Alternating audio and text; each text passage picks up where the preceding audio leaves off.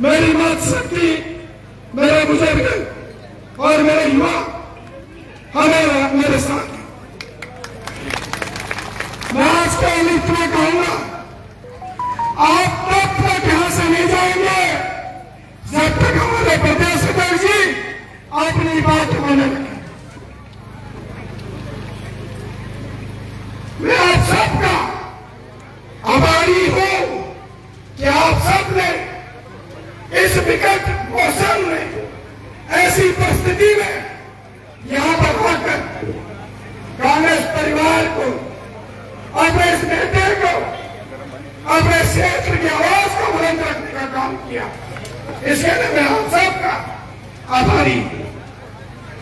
आज मैं कहूं तो मेरा जन्मदिन 50वां जरूर है, लेकिन आज लग रहा है कि जन्मदिन मना रहा हूं अपने लोगों के पीछे। एक बात जरूर कहूंगा कि भाजपा की तानाशाही सरकार, आपने मीडिया में पढ़ा होगा कि 5 सीटें कहने जा रहे हैं।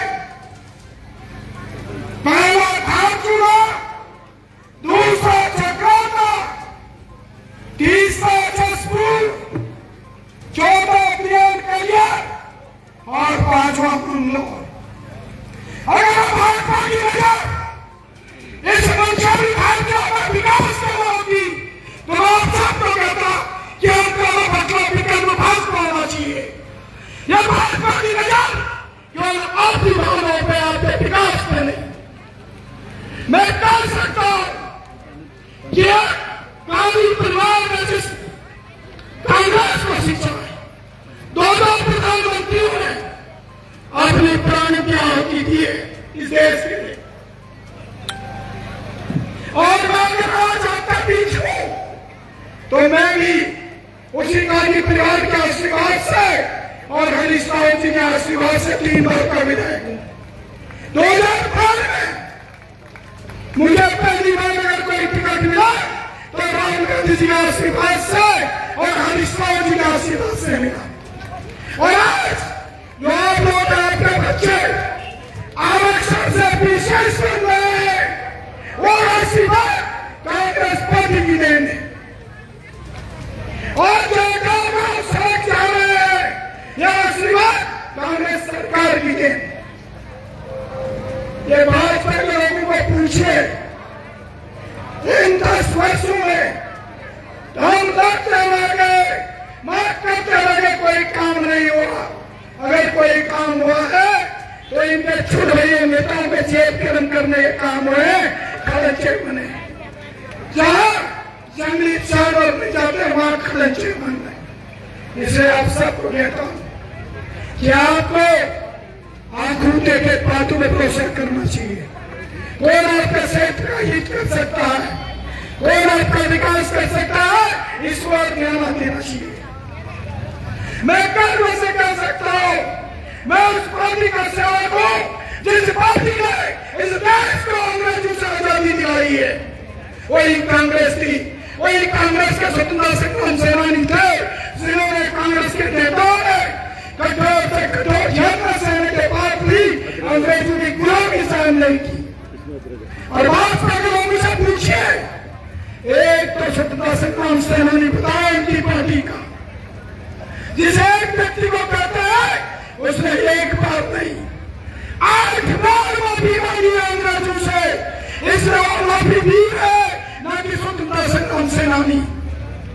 इसे आप सबसे निवेदन है कि आप हमारे सर प्रभारी जी और प्रभारी जी की बातों को सुने और उनकी बातों को लेकर गांव जाए और लोगों को समझाए कि 27 में कांग्रेस आ रही है। कांग्रेस के आते ही चाहे हमारे नानी को मल्ला जोहार हो या तारकों को 14 का इतिहास हो, या हमारा कोरी छाल हो, या हमारा काली गंगा के किनारे हो, या काली के किनारे हो, या सरयू और गंगा के किनारे हो, जितने भी जगह जो विकास रुके हैं उस विकास को ही कांग्रेस की दोहराएगी। ये वादा है आपसे।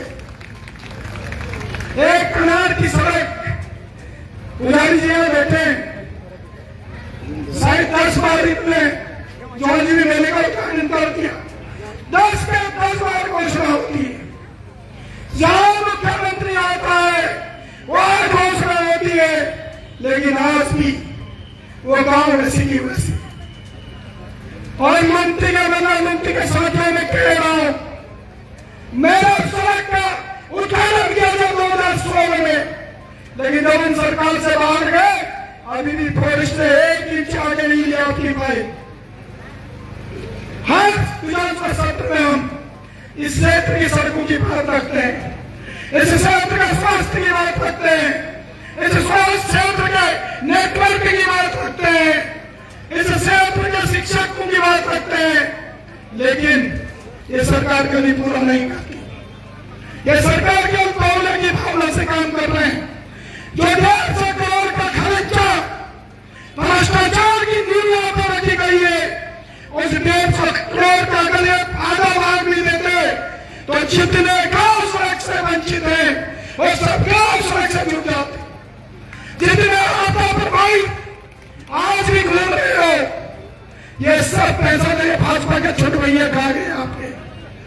अगर ये कहते हैं कि आपदा प्रभावित कर दो, जो सड़क से वंचित है उनको सड़क से जोड़ो, जिन गाँव में पुल की जरूरत है पुल से जोड़ो, विद्यालय में टीचर दो, हॉस्पिटल में डॉक्टर दो, तो ये भाजपा जो है 27 में दावेदारी करने का अधिकार रखती थी। लेकिन भाजपा ने जनता के बीच जाने का अपना अधिकार खो चुकी है। भाजपा ये भ्रष्ट सरकार है और मैं इस तीर भूमि से कह सकता हूँ, इस हिमालय के और चरण में कह सकता हूँ, इस प्रदेश का मुख्यमंत्री पूरा हिंदुस्तान का सबसे भ्रष्ट मुख्यमंत्री है। इस मंच से कह रहा हूं, जिस दिन हमारी सामने आपने लगाया मुख्यमंत्री ऐसी पोल खोलूंगा कि समाज का मुंह नहीं दिखा पाएगा। मैं वादा कर रहा हूं आपसे, इस भ्रष्टाचारी मुख्यमंत्री को सुन लेनी चाहिए। अगर भ्रष्टाचार की जांच नहीं करेगा तो तेरी कुर्सी की भी खैर नहीं है, मैं जैसे कहना चाहता हूं। और इसी के साथ आप सबका धन्यवाद। जय हिंद, जय